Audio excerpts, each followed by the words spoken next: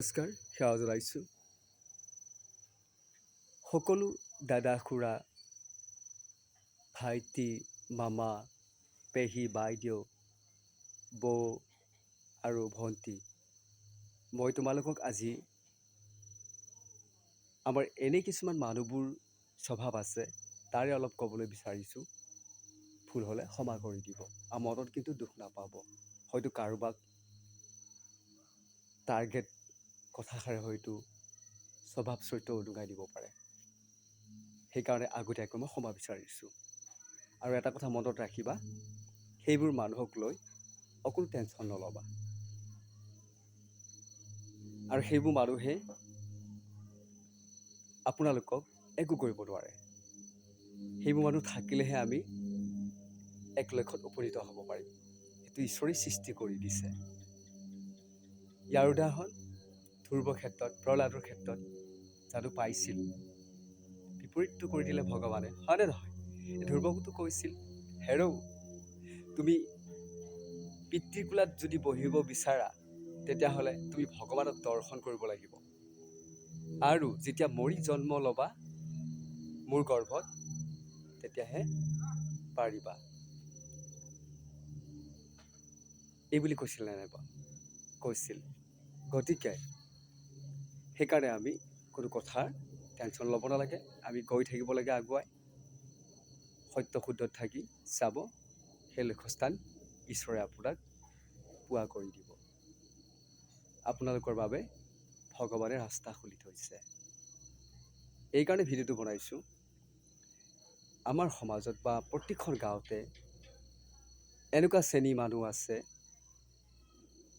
তেওঁ কিন্তু নিজৰ দুখটো একেবাৰে দেখা নাপায়। আনক শুশ্ৰূষা সমালোচনা কোৱাত খুবেই, আনৰ দুখবোৰ দেখাত। তেওঁ যে ডাঙৰ ভুল কৰে, ডাঙৰ দুখ কৰে, সেইটো কিন্তু দেখাই নাপায়। আৰু এই কথাখিনি হয় নহয় ক'বচোন।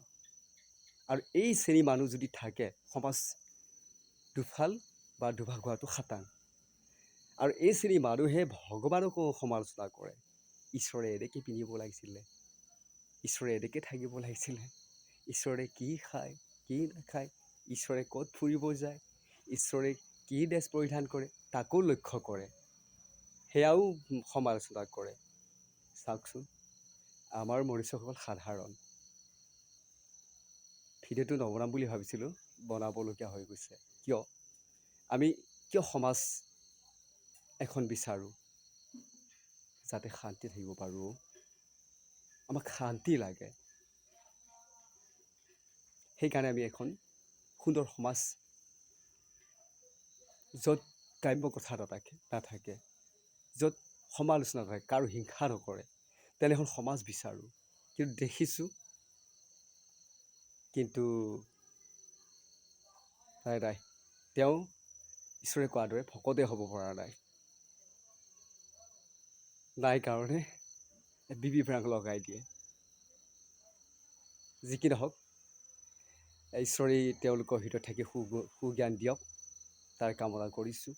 কিন্তু মোৰ দাদা, খুৰা, ভাইটি, ভণ্টি, তোমালোক পিছুৱাই নাযাবা। আশীৰ্বাদ বুলি ভাবিবা। আৰু তোমালোকৰ লগত সদায় ঈশ্বৰ থাকে। ঈশ্বৰে সেই লক্ষ্যস্থান পোৱা কৰি দিবই, নিশ্চিত। এইটো খাটাং।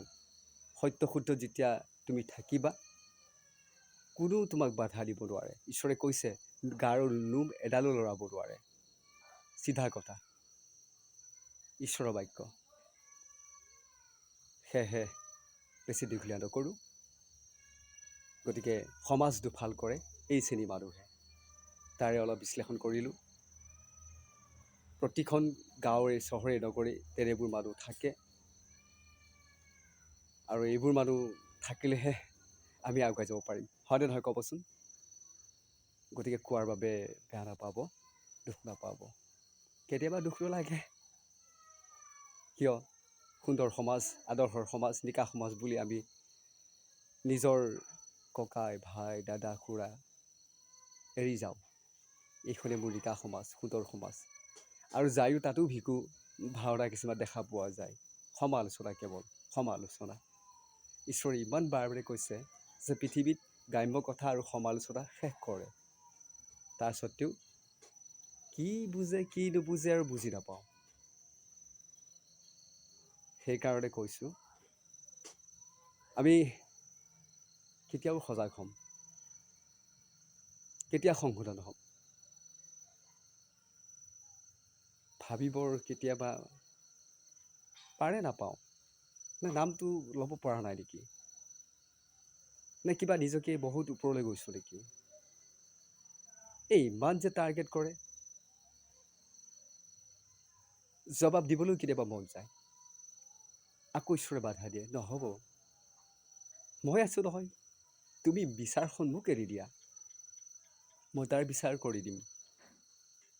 আমি দেখাত জনাত ঈশ্বৰে কিন্তু এটা এটা বিচাৰ কৰি আছে সেইজনক। সেইকাৰণে কৈছোঁ সৰু মানুহবোৰ বিচাৰ সদায় ভগৱানৰ ওচৰত। হয় নহয় ক'বচোন।